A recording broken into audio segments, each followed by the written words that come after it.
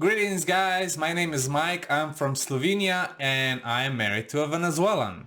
And today's video is gonna be about how my experience was when I visited Venezuela and how I'm learning Spanish. I met Annie in an MMORPG called Guild Wars 2. And after 2 years of chatting online, having a good time with her, I finally decided it was time to meet her in Venezuela, so I jumped on an airplane and flew to South America.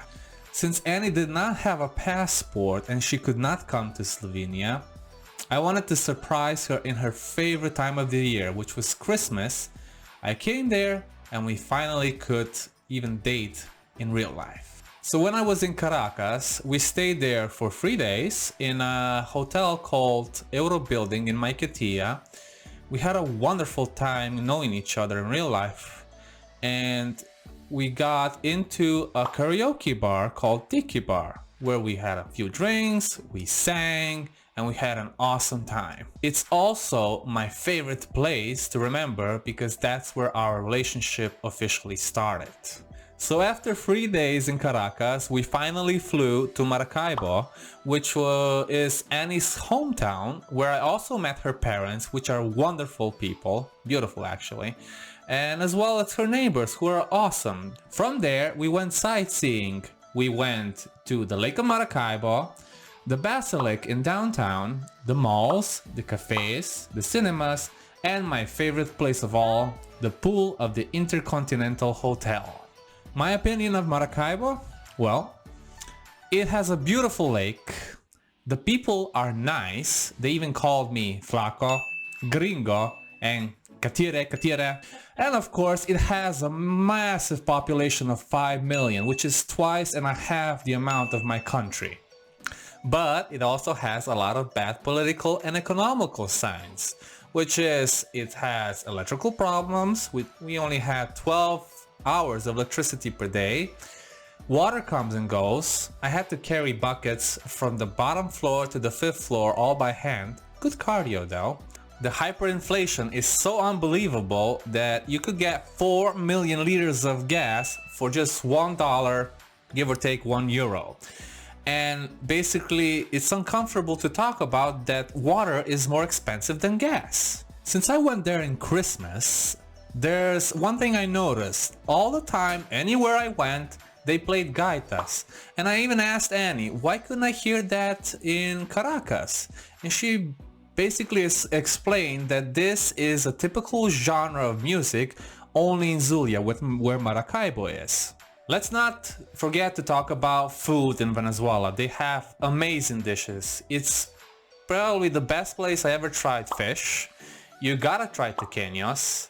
There is a variety of arepas, patacon, yucas, mandocas, pastelitos, y pasticho, which is a type of a lasagna. And let's not forget to talk about Christmas food. Now it depends where in Venezuela you live, depending on what kind of seasoning, all that you give, but the basics are a pernil, which is a big piece of meat roasted in the oven, delicious.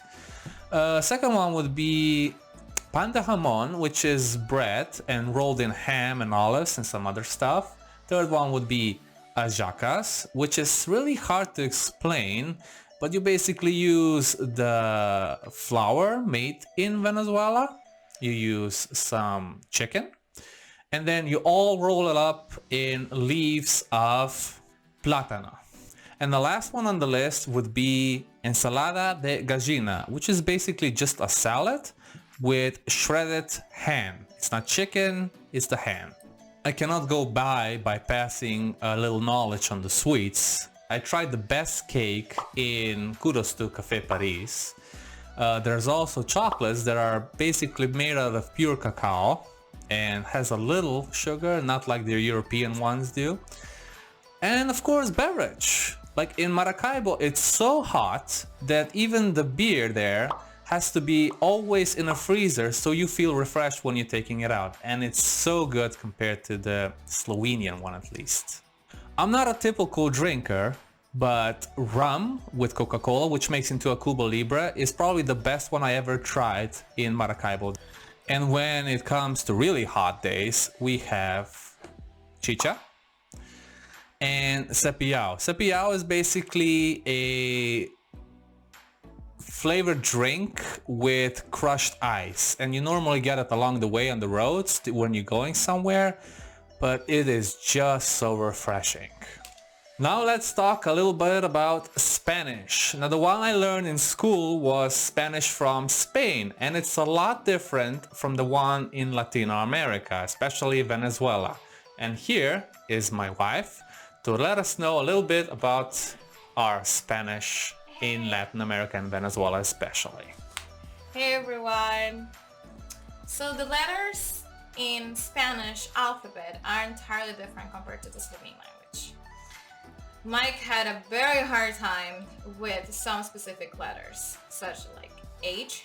In Slovene, the H is like a H, and for us the H is mute. So for example, when you say ayacas, like something he mentioned earlier, it's mute. It starts with an H, but you know, you just get used to it.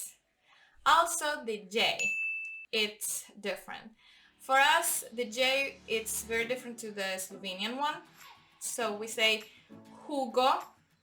In Slovene, it would be sounding like Hugo. Hugo, like Yugoslavia. Yeah, like Yugoslavia, yeah. So we have double L or double L in English. Something that it doesn't exist either in the Slovenian alphabet. Nor anywhere else. Or anywhere else. It sounds more like a J. Indeed. In Slovene. Yeah. And we have the Y or Y in English. This one, it can be used as an E, a normal E, or it can be used like a J, a stronger J version. So you just simply have to get used to it. We also have a variation of an N, it's called ñ, and we use it, for example, for niño, which means boy, or fant in Slovene. It's a very different letter, but like I mentioned earlier in the video for Slovene, it's just about practice and you just simply get used to it. Sometimes Mike finds very hard to see the difference between S, C, and Z. For me, everything's the same. For us, when we pronounce this, we speak so fast, we make it sounds like there's no difference. No difference between the letters. So when I ask him to write a letter in Spanish, and let's say I say casa, he sometimes, probably he'll write it right. But at first, the C, he didn't know C also can be transformed like a K if it starts a letter. And he was like, what? Casa is with the C? Yeah. There's, for example, another word I can give, like sintonizar. When I asked him to write it first, he was like, he made a mistake. He's like, that doesn't sound like a Z, like a Z. It doesn't sound like it. Okay, also we can talk about time tenses. The time tenses in Spanish are like in English. They have like present simple, present perfect, and so on. So Mike made the mistakes on past simple with past perfect, or a normal present simple with future perfect, and it's just, like I said, it's just practice. I know it's very hard, and that's something compared to Slovene I found as an advantage compared to Spanish, because we have different time tenses, and in Slovene it's so much easier to speak. Yeah, there's only 3 of them. Yes. So now we're going to test Mike's Spanish. Yes. Okay, so podemos empezar. Sí, sí. Ok. Trato de presentarte a nuestros espectadores en español. Me llamo Mike. Yo estoy casado.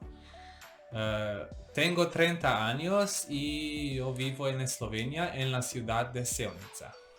Me gusta jugar videojuegos y mi primer idioma es esloveno y yo hablo inglés también y un poco español. Okay. Nosotros tenemos un gato. De nombre de él es Orión Él es un gato loco, pero muy precioso, muy bello. Anyway, guys, thank you so much for watching. I hope you enjoyed this second episode. Is there anything else you want to say? Yeah, something in Spanish. Muchas gracias por sintonizar nuestro video y hasta la próxima. Muchas gracias. Hvala lepa, se vidimo. Adiós. Thank you.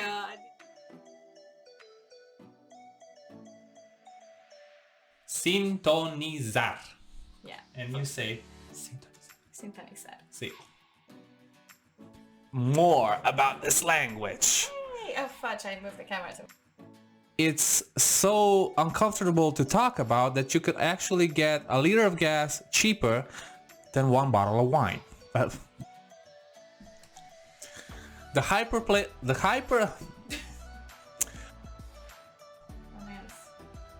Why not? Why? Intercontinental. What were we doing again?